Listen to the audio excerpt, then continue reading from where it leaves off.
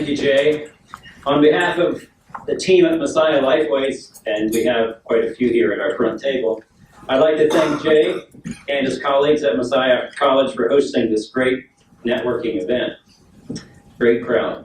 As a proud graduate, as Jay said, of Messiah, class of 1980, I'm delighted to be here today, both as a Messiah College business alumnus and as president of Messiah Lifeways, two great Anabaptist organizations with long histories and deep roots in this area. We're glad to sponsor today's breakfast, and we certainly know a few things about intergenerational workplaces. In addition to employing more than 600 team members, we have a core of about 400 volunteers. Our youngest volunteer is just 1 year old. She visits nursing residents with her mom. And we also have some older toddlers and first graders who regularly visit with their parents as well. Most of our younger volunteers are students, and of course, we've enjoyed having a large group of Messiah College students from the nursing department and also from Helen Walker's class each year. The average age of a Messiah College, the average age of Messiah Lifeways volunteer is 73, although we have many who are in the 90+ range. In case you don't know, Messiah Lifeways is what used to be Messiah Village. It's a retirement community. They do everything from working in our coffee shop and the gift shops to helping transport residents to physical therapy and to beauty shop appointments as well. Our dream at Messiah Lifeways is to fully embrace life. We don't fear growing older. Rather, we reimagine the journey of aging as a time of purpose, zest, and faith-filled living. This short video that we're going to see says more about the Messiah Lifeways dream and how we serve the community. So, Jay.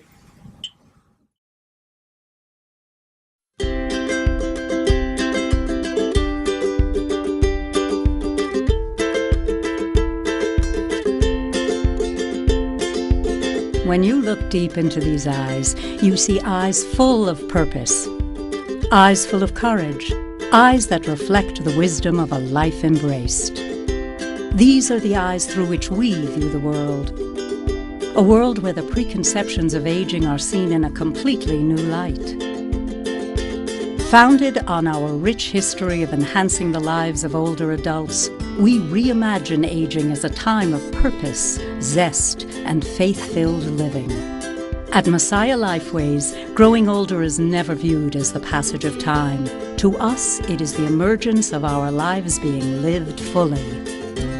We resist the stereotypes and instead inspire a joyous era of growth and new beginnings. We know that with faith, purpose, and zest, this phase of life can truly be inspirational, transforming this time into a magical time to make new discoveries, serve others, build new relationships, and leave a legacy for future generations. And when this journey brings us our most difficult challenges, Messiah Lifeways will be there to help us and our loved ones embrace these challenges with courage, grace, and love. Wisdom teaches us that growing older is a work in progress, and that when nurtured properly, it is a work of art. At Messiah Lifeways, we are continually shaping a new vision for aging, embracing all stages of our lives. We value the uniqueness of each person and recognize that there is not one way to experience life, but many. At Messiah Lifeways, we strive to walk alongside each person as they live their personal journey. Each of us at Messiah Lifeways is significant in our dream to reimagine the journey of aging. And with everyone's involvement, we will help change the conversation about growing older. Welcome to Messiah Lifeways, an empowering and inspiring approach to life that offers depth and breadth of resources and options that supports a life of freedom, purpose, and peace of mind. These aren't mere words. They are the fabric of who we are, an ever-emerging, bold vision of the journey of life. Together, we live life embraced. Welcome to Messiah Lifeways.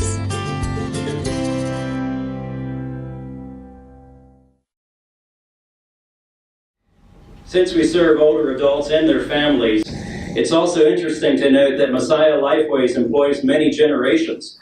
I talked about older volunteers, but some of our employees are also in their 70s and 80s as well. We also have a fair number of long-term employees. We have at least 3 folks that have over 35 years of experience on our team. In one of my first weeks on the job, I met an employee from our enhanced living neighborhood. She mentioned that her 2 sisters and her mother were all employees, and a resident who greatly appreciated this family's commitment bought a beautiful outdoor bench in honor of the family, and it bears a plaque that recognizes their combined 77 years of faithful service at Messiah Lifeways. These kinds of thoughtful tributes remind us of the value of loyalty and sticking with it, and I'm grateful that so many people find Messiah Lifeways a rewarding place to be, whether they're being paid or volunteering. Work consumes so much of our time. It's great to have events like this where we can talk about important issues to help us to make our workplaces more effective. So thanks again to Messiah College for hosting this event. It's our great pleasure to be here. And I'd like to introduce Dr. David Hagenbu, who is going to make another introduction. And thank you, Kurt, and Messiah Lifeways. We really appreciate your sponsorship of this event. It's my privilege now to welcome a special guest who has been with us for 3 months, I guess, now at Messiah, and it's Dr. Caroline Maurer. And Caroline is the new Dean of the School of Business Education and Social Sciences. And it's been a real privilege to get to know Caroline over just a few short months.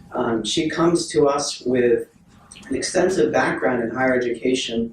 She most recently had been at Wilkes University, had been an assistant dean, and also a chair of the Department of Education at Wilkes, but also has experience in Christian higher education at Mount Vernon Nazarene University. So Caroline's going to come forward now and say a few words.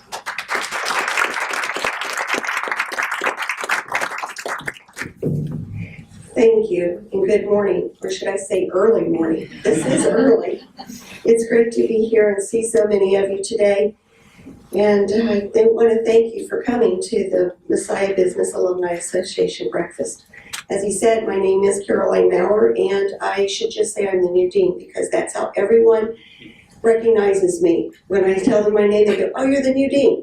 And so, but it is the dean for the School of Business, Education, and Social Sciences. I've been at Messiah, as he said, for 3 months, and it has been wonderful. And it's because of events like this where I get a chance to meet the people who work for Messiah, who know Messiah, who hire Messiah grads, and who are our graduates themselves. It seems like in education, which is where I'm from, everyone is put in age groups. You start off in preschool, in kindergarten you're with 5-year-olds, in second grade with 7-year-olds, and high school you're with your age group, and then you reach the workplace, and you are then in an intergenerational arena. I remember when I was one of the young ones, and now I'm not so much one of the young ones, but based on my own experiences, I'm very excited about this. And I was thinking about it, and Garrett Alton shares that intergenerational dialogue is a gift. And I thought about that. He said it's a gift because it brings diversity and wisdom to the table. And I do believe that. And I'm very excited to be here and learn more about this topic. Again, I want to welcome you to the breakfast. Thank you.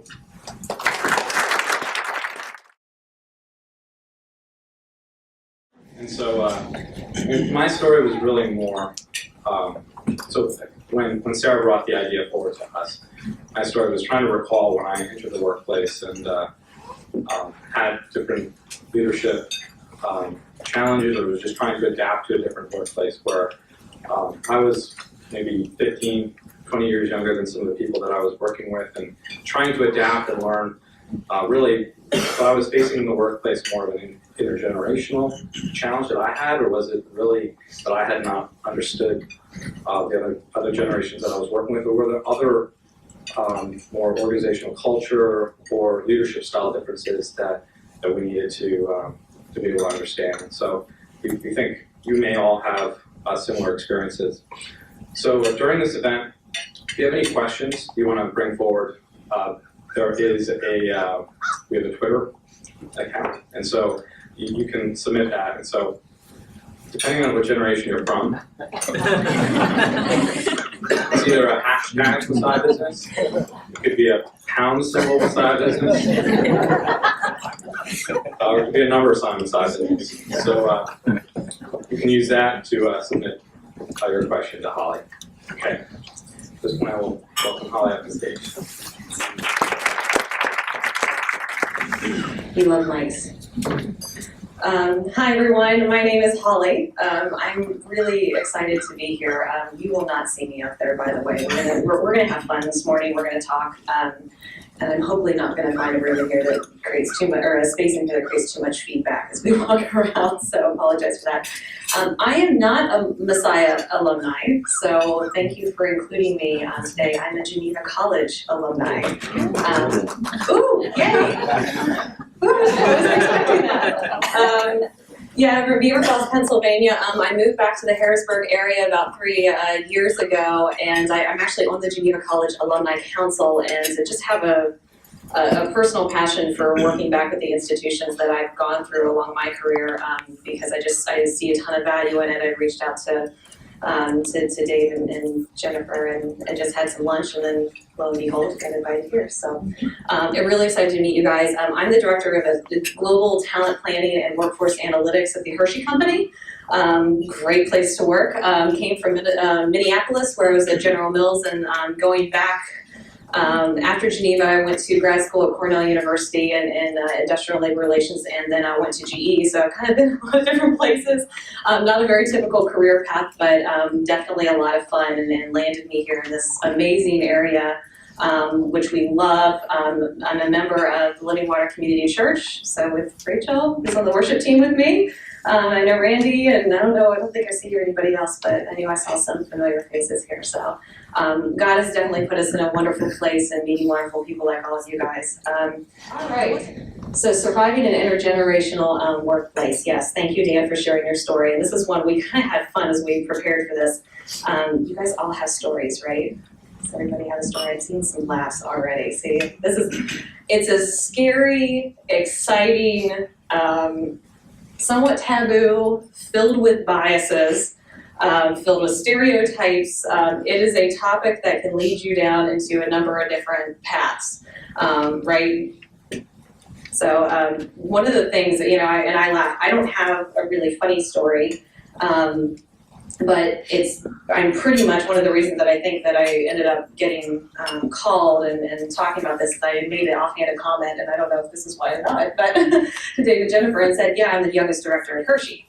And the only reason I know that is because I have the workforce analytics team. So I kind of know these things. We run demographics on everybody, including ourselves, which is interesting. So I'm used to being the youngest person in the room. I'm used to hearing the references of, oh, you don't get it. Oh, I'm dating myself. Oh, Holly, you'll get that one day.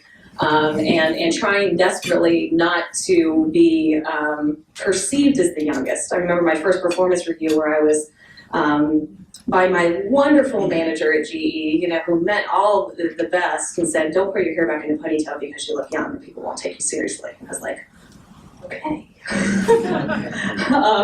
All right, you're in HR, right? So as we go along, what we want to get you guys to do is share those stories, because we're going to take you a little bit on a journey of some of the where it starts, the stereotypes. You have a sheet in front of you. We're going to hit this kind of stereotypes up front, have fun with it, and then start to break it down and understand where they hold up and where they don't. So just for my knowledge, let's see, who in here is a manager of people? Raise your hand, go high. Okay. Who of you is typically the youngest in the room? Got some of those. Who of you is typically the oldest in the room? This is a good mix. This is a really good mix. Who of you work in a for-profit or corporate setting? Okay. What about nonprofit? What about ministry? A church. Okay. Sort of, yes. see. What is it? Okay. How many, we'll get to the other generations. Okay, that helps, thank you. Okay. I guess I could just show you, Jerry. Sorry. I'm really informal in case you haven't figured that out. You deal with executives for a living, you kind of realize you can't be too formal, you lose their attention. All right, so let's talk a little bit about the generations and what they are. Generations, there's no hard line cutoff. You guys know, depending on how you categorize it. But typically, most of the generations where you'll see the traditionalists kind of are the pre-World War. We're kind of right at the tail ends, followed by the baby boomers, which is the big one that you hear about. The baby boomers, the most influential generation right now in the workplace in America. They're the ones, if you're in a marketing organization like me or CPG, they have the biggest buying power. That is slowly changing, and it's going to completely drop off here in a little bit. Generation X is kind of the tiniest generation. How many Gen Xers do we have? Yay. Generation X has, and I can say this because I'm at the very, I'm a buff. I'm probably either the youngest Generation X or the oldest millennial probably in the room. I'm right in the middle. But Generation X folks are probably some of the most ill-tempered, grumbly, if anybody who you work with you don't really like, the stereotype is that's the Gen Xer, right?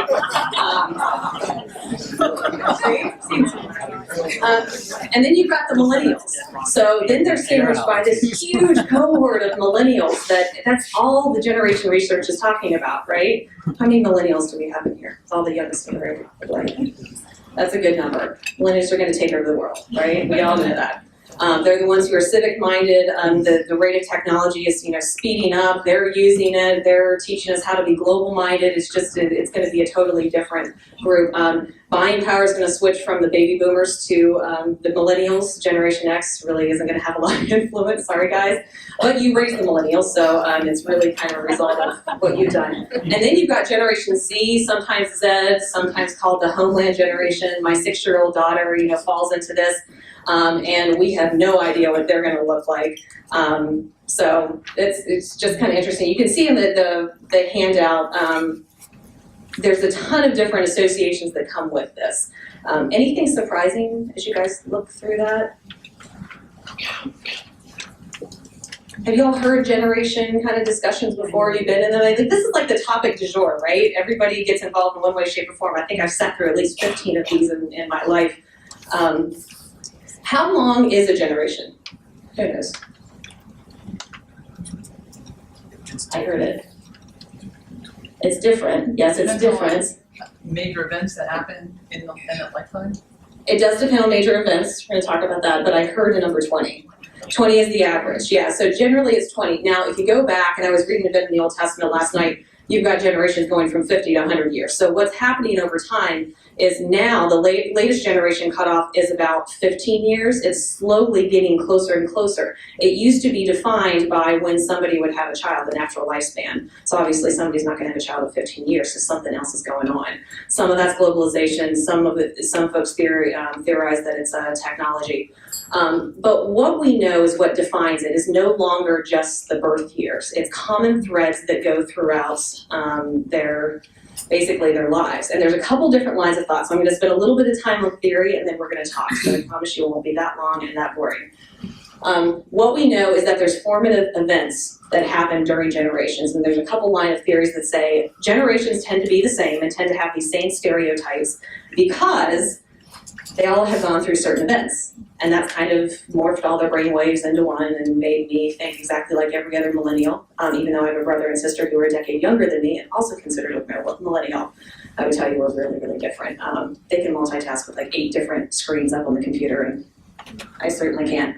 But there's formative events, right? Whether it's September 11th, whether it's the World War I and II, Vietnam War. Wars are a big deal, by the way, of what changes their lives. There's shared value, and that creates shared values of what they have, what they hold dear. There's a whole line of research saying, after September 11th, everybody who had kind of lived through that all of a sudden changed, and it was no longer you're working for a living, you're really trying to balance work and life. and get that balance, right? I want you to talk. All right. I'm going to be annoyingly quiet unless you guys start talking. Personality traits. Some folks even believe that there's personality traits that are shared by this generation, or character traits, or just how you act and think. And, you know, they want to group everything together. And that's that kind of stereotypical, oh, I've got the new millennial in the workplace. They will not get off their smartphone. Yes, that's true, but I would tell you I've met a whole lot of baby boomers who can't separate from their smartphone too, so. Work and communication styles. This is the one that's probably the most applicable for you guys in the workplace. We do know that different generations have a lot of different work styles, and we're gonna talk about that. That was one of the things Dan and I talked about as we set that up.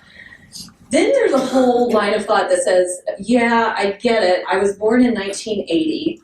So there's certain things that I did go through. I remember bringing home my first Gateway 2000 and, you know, installing the mouse with a DOS system because my dad couldn't figure out how to do it. I remember a Trapper Keeper, you know. I remember my first Cabbage Patch Kid, you know. All these things. I remember reading the Babysitter Club book and wanting to be like Claudia and getting her style as any girl. Anybody know? Yeah, but in general, you know, when I was 20 years old, weren't people who were 20 years old in 1970 about the same life cycle as me? Like, didn't they go through the same things? We know that younger folks tend to have a little bit more of rebellion streak.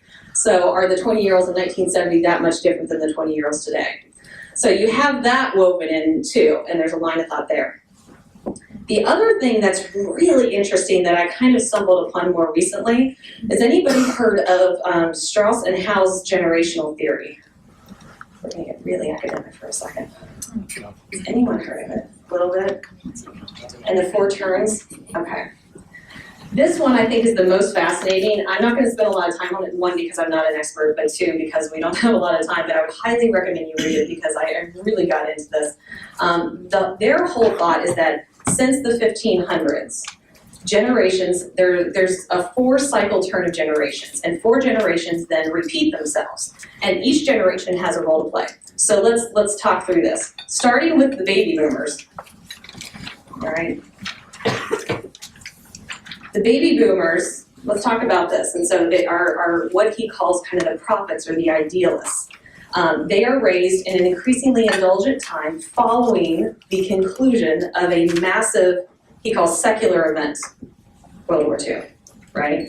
Everything is good, everything is stable. You know, the US kind of ended up, you know, on top, life is good, they're getting back to values, and then creativity starts to emerge, right? Creativity, new ideas, institutions are being challenged, and all of a sudden they're starting to come up with new ideas, and turmoil starts to erupt into what he calls a spiritual event, which is when they challenge the beliefs and the beliefs that basically society holds. Enter the 60s and 70s, right? So then you go from there. Tell me if I'm the only one who doesn't find this fascinating. It's really interesting. Then you go from there into the nomads, and they are raised in the turbulent times after society's values have been questioned, and they bear the brunt of basically this criticism. They have been unprotected, they're going through it, you know, they're the children of the hippies, and they're seeing all kinds of things change during that time. They mature into risk-taking, alienated young adults. This is Gen X, right? This is why we don't like any of them. And then resign to the role of pragmatic midlife, you know, leaders during, you know, the rest of their time. Yeah, with the personality, they're bad in youth, they're pragmatic, but often amoral and uncultured. It's kind of funny. I grew up in the 80s, so, you know, these are all the teenagers that I hit the feedback on. Then you go into the heroes or the civics, enter the millennials, right? They see this instability, and they're like, oh, wait a second, okay, we gotta stop this, we gotta put in things, is that if you think about the 80s and early 90s, all the statistics around teen pregnancy and drug use, they were spiking. Well, these Strauss and Howe basically came in and said, no, it's not gonna happen, it's gonna come back. Sure enough, all those stats are coming back up in the positive sense. And they're attributing it to the millennials trying to re-establish order to society. So that's where you're like, oh wow, this is kind of getting interesting, right? Don't know if I totally buy in, by the way, but it's still really interesting. So after that happens, so they're going to be the ones to restore society. They're going to rebuild the institutions. They're going to help us see globally and, think green, all these things. And then at the end, the artists come along, and they are raised by the overprotective civics, which will be interesting to see if that plays out. And then they tend to avoid risk, conformists, and this is actually going back to, he would say, the traditionalists. Unfortunately, what happens is that those folks, because they are overprotected, you have to do this, this is right for society, they start to rebel, and then usually what happens as he maps it out, and if you see it mapped out on a page, a massive war happens every single time that generation pops up. So anyway, that's why I tell you, look into it, it's fascinating, and it's just another dimension of this whole generational theory. Fun fact for the day. All right, we're done with theory. This is the first time in history that 4 generations have been in the workplace. This has never happened before, which is why this is a big deal and why the name of this is surviving and not just managing through. If any of you guys in your local church, I actually did some research on them backing into the church organization, because I think that's near and dear to all of our hearts. There are 6 generations in the church.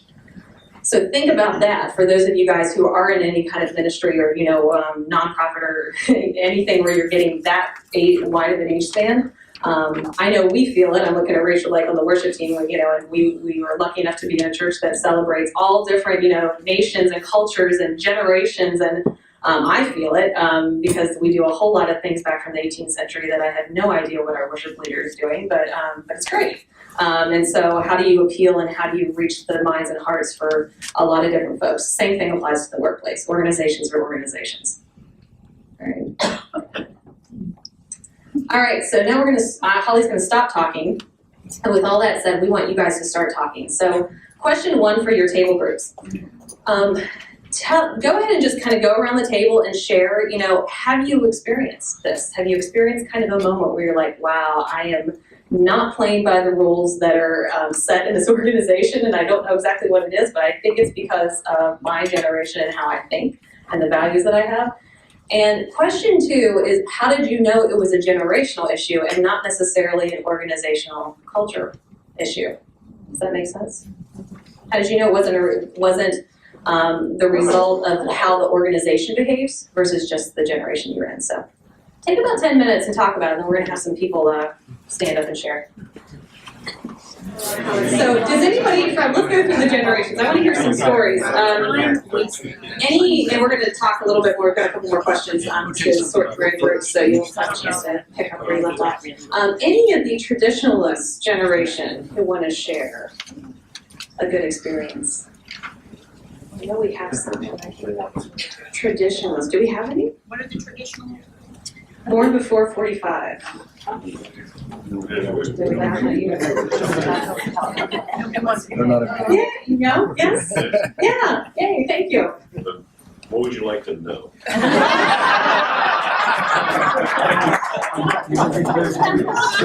We have the room till noon. It was very helpful, quick discussion. I'm a traditionalist, and I was bemoaning the fact that in construction, and our field superintendents at one time had to be there at least 20 years before they'd be, considered to be a superintendent, yes, for goodness sake. And a few more war stories along those lines. And yes, I work Saturdays and so forth. And very helpful discussion here in that with the younger folks, it's not about hard work, it's about passion. And that's so helpful that I'm interviewing 2 people this afternoon, so this will be very helpful. Thank you for breakfast, because now I have my questions for this afternoon. What's your passion? But there is a big difference, and at my age, I guess I can see it. I'm having a little problem bringing them away. Yeah, so seniority is a big deal. That's a very big deal, and even in Hershey, take it back to my workplace. It's similar to the difference between our plant structure, and that kind, and the unions who have been around. I mean, Hershey's a 100-year+ year organization, And then we have the marketing branch who's coming up and trying to, market to today's consumer. There's a huge, dynamic. And sometimes it's hard to figure out whether that's a generation or that's a legacy or that's just the way the organization needs to operate, right? So it's segmenting those things. All right, let's go to baby boomer. Yeah. You have the Angry Birds. They're forcing me to tell the Angry Birds story. I'm not going to say what company I'm from because this relates to our company. But I'm in a highly regulated industry, and I personally hold several licenses around the world, so I have to do CPEs.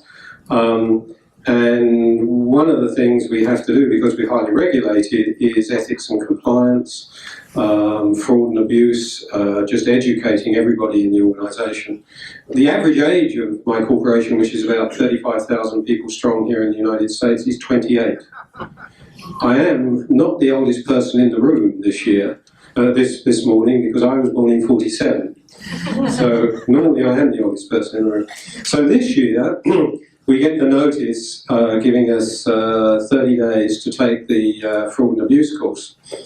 And it's a 2-hour video. And I think, oh, okay, I've got to do this again. Okay, we'll get in, how's fraud changed in the last 12 months? So I go in and I end up doing 2 hours of Angry Birds, Pac-Man, Lost in the Maze.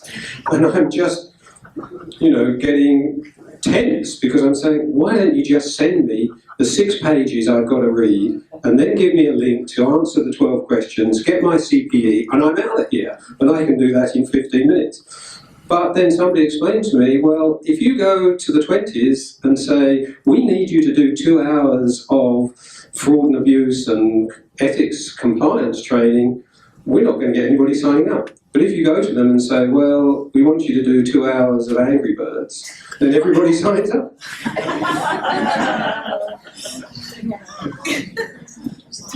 Angry Birds. I love Angry Birds. All right, that was great. Gen X. Get a Gen X story. Don't be shy. Here's the good one.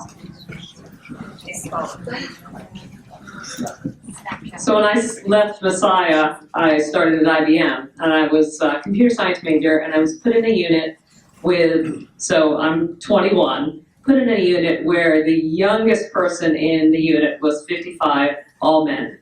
So I'm like young female computer science major, and we're in meetings and they start telling stories. Well, in 1965, and I was fixing this and before I was born. That's what I would say, before I was born. But it was very interesting because it was, again, very traditional. I mean, the blue suits and the ties and the whatever, trying to fit into that culture as well as that environment with big age difference, because literally I was younger than most of their children. So very different. My manager happened to be in between us and a female, so she kind of ran interference at times, but these guys did kind of take me under their wing and were great mentors. Yeah, that's common, I think, for a lot of women, particularly in fields that are not necessarily female-led. You have that added dynamic of the gender difference. All right, millennial. Let's hear a good. Millennial stories are the best. Come on.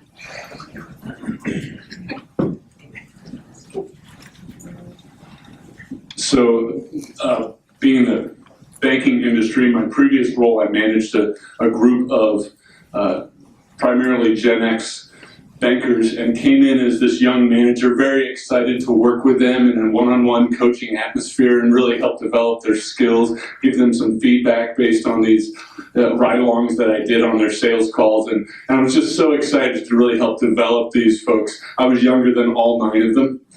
And very strong, and I showed this at my table, one of the very strong pieces of feedback I got from one of these direct reports, my second meeting with him, was, well, Randy, I'm not going to listen to anything you say because you don't have kids yet and you just don't understand. So, right. And there was just zero tolerance for the fact that perhaps I had any understanding of familial boundaries and these things. But it definitely was an adjustment, understanding the different levels of appreciation for coaching or different styles of management. Absolutely. Absolutely. That's you guys know that's the big millennial thing, right? Feedback. The immediate feedback. I will tell you is a very 80 is kind of the cutoff, so I'll say millennial, but I really don't mean it. But my brother and sister, you know, who were born in the 2000s and other folks, we just had interns. We were talking about at this table how, yeah, your life got flipped upside down because you're no longer the youngest in the room. That totally happened to me this summer. And the interns come in and it's, what's going on? What's going on? Oh my gosh, Holly, you haven't talked to me in a week. And I'm like, hey, I'm actually kind of on the heavy end of the feedback side. Like, this is what I do for a living. Are you kidding me? You know, I can't reach you every minute. You know, how did that meeting go? It's really a shift, particularly because baby boomer generations and Gen X tend, again, I'm going to say tend because I hate stereotypes, tend to say, you know what, let me do my work. The more feedback you give me, that's actually an insult. You know, like, but just back off, let me do my thing. All right, we'll keep going. Okay, this is actually a great tool. I put this up from a tool that I used when I was back in General Mills and HR there. And one of the things we would do is, this is not really specific to generations, but anytime you had a new manager, a mentor, anybody you wanted to sit down and kind of connect with, usually of different generations, usually not always, but this is more getting to work styles and communication. So when you sit down with folks and you're trying to get to understand them, how do they like to interact? How do they like to communicate? Think about time. Do they see time as fluid, or do they see time as fixed? Funny enough, I am a millennial. I know millennials tend to like to be flexible, text, all of that. I'm getting better at that. I like meetings. If you want to find me, schedule a meeting with me, right? Let's sit down and because I want to give all of my attention. I want to focus. I'm getting some nods. I was raised by baby boomer parents, and then in West Virginia, it's very conservative. So 1950s values, I kind of say I'm a mutt. I'm totally mixed up because I do. I want to sit down. I want to give you your undivided attention. I will turn off my smartphone. I will turn off my iPad and everything else, and I want you there. So that is not necessarily generation driven. It's more of a style. It's a great conversation to have, though. Conflict resolution is another one. Do you want to engage immediately? Millennials tend to want to engage immediately, or do you want to avoid it and it'll disappear? That, while there's generational tendencies, it's still a great conversation to have with anybody you're kind of meeting or interacting with. So this kind of idea, think about work styles on a continuum. And if you want this afterwards, I'm sure we can get this to you in different ways. But it's a great conversation just to sit down and say, how do you like to work? How can I interact with you? How can you interact with me? And how can you flex your style to meet the need of the person you're talking to? Communication is a really big one. I think where people run into issues across generations. Do you hit things up front, direct communication? Do you every time I have a new person join my team or I work for somebody new, how do you want to interact? Do you like text? Do you like email? Do you like voicemail? I despise talking on the phone, despise it. And I will do everything possible to get out of it. Give me an email, give me a text, give me whatever. I need time to think. I'm also kind of an introvert, even though I talk a lot in this scenario. I need time to process, I need time to think. So you got to factor in people's, thinking styles and how their personalities as well. This was actually something that I know, in our worship team in church, I'll keep throwing that as an example, because there are more generational dynamics that play out in that worship team than the two Living Water people kind of laugh at me. But it is, our pastor's like, how in the world do I get a hold of you guys? Is it text? Is it email? Fine, I'm just gonna do it all. And you'll run into these things regardless of what organization you're talking about. Whenever people get together, you will have these dynamics, right? So it doesn't have to just be the workplace. Go ahead. All right, so let's take that theme and kind of go with it. So organizations don't have to be for-profit businesses or where you work. Think about other teams, other things like that, outside of the workplace where you're in, where you've had maybe examples pop up. And how might this issue play out in different types of organizations? So take just about 5 minutes and talk about that a bit. That keep the conversations going. When you run into generational issues, don't take it at face value. Don't assume that it's just that. There's other things that play. There's gender, there's background, there's communication styles, there's all kinds of things that play into this. I want to wrap up with one really interesting conversation. Christy, right? Christy was bringing up that I think would hit home and is near and dear to the HR side of my heart. So when you talk through the example you were talking about. I was actually referring to a topic at an MBA breakfast, I think it was maybe 2 or 3 years ago, where we were first talking about iPads entering the workplace and how that was changing things. And I remember Mark Hawkins, who was supposed to be here this morning, saying that they at his workplace was having to reevaluate from an HR standpoint how performance was measured, because it used to be you clock in at 8 o'clock and you clock out at 5, and we're assuming if you're here for those 8 or 9 hours, you're getting done what you need to get done, and not playing on Facebook or Angry Birds or whatever.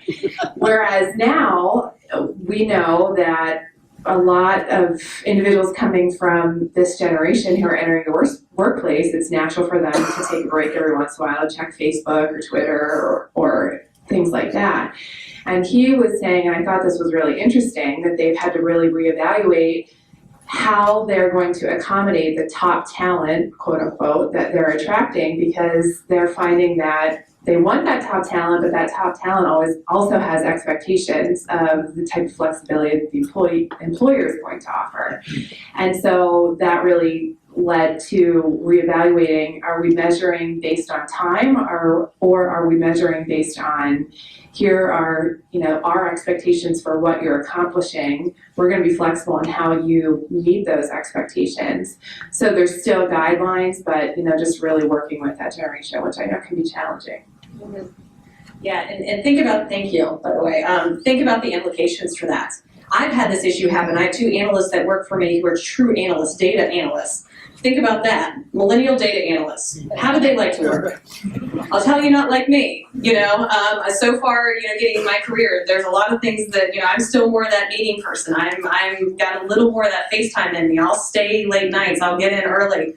No, not them. So we got them home setups, right? There's an element of trust that starts to come in a big way. And I have always told them, the moment I don't trust that something's going on, we have a problem. And that breaks down into more of understanding them, what motivates them, what's their passion. I heard that, right? Getting to know people on an individual basis. So if you take anything away, we'll grab that. All right, I'm going to close up because I want to let you guys have time. I know some of you are running off to different things in your daily jobs, so hopefully it's a good way to start the morning. This is a great quote. Mark found this. So as he was going to wrap up, the children, so you don't have to, if anyone can guess where this is from when I'm done reading it, be interested to know if you guess right. The children now love luxury, have bad manners, touch for authority. They show disrespect for adults and love to talk rather than work or exercise. They no longer rise when adults enter the room. They contradict their parents, chatter in front of company, gobble down food at the table, and intimidate their teachers. Any ideas? This is a great one, you can use this later. This is nothing new. This is nothing new, right? I'm a big Newsboys fan. Anybody hear the new Newsboys? They did a remake of The Living Years. Every generation, right, blames the one before. So there's always differences. This is never going to end. Think differently. For all the differences, there's a lot of similarities. As an analytics person, we do a lot of analysis on the different generations. We do a lot of engagement survey analysis. In our 15,000 employee population worldwide, I would tell you there's really not marked difference from what people want from their workplace, from how they're treated. They want to see purpose in their work. They want to have passion in their work. And it's just how they get that across might be a little bit different. All right. So I have a quick question. Yeah. Your last comment there about quote from Socrates made me think that this might be a possibility. As the generations, I won't call it maturing because that sort of sounds like they're immature early on. I don't want to label them that way. But as the generations experience more life experiences, will their approach and their outlook and their preferences change? Yeah, and that's where the interesting theory that I told you about Strauss and Howe, they actually talk about 4 different major life stages and how, based on the events that define a generation early on and then kind of midway through the generation, start to change the generation's cohort values. Yes, so the argument, again, this is theory, I think the research behind this, if anybody can correct me, it's fuzzy. I've not seen anything really great on it, but a lot of the theory is, yes, that tends to happen as you progress. And so their theory on things, if you look at how they categorize the millennials fall into this category, it's describing their journey exactly. And that's what fascinated me is maybe there's something to this. So what is it that defined them? What happened the generation before that's making them now be so civic minded and be so global minded and all of that? So yeah, it's that there is progression.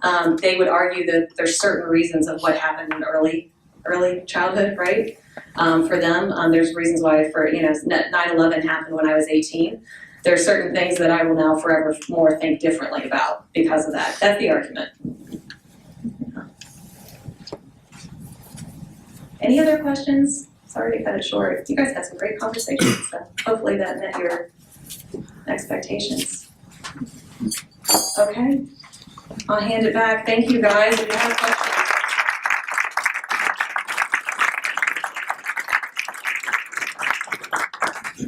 Thank you very much, Holly. It was a great discussion and personally enlightening for me. I'm Generation X, so now I understand why I'm so cynical and angry. Many thanks.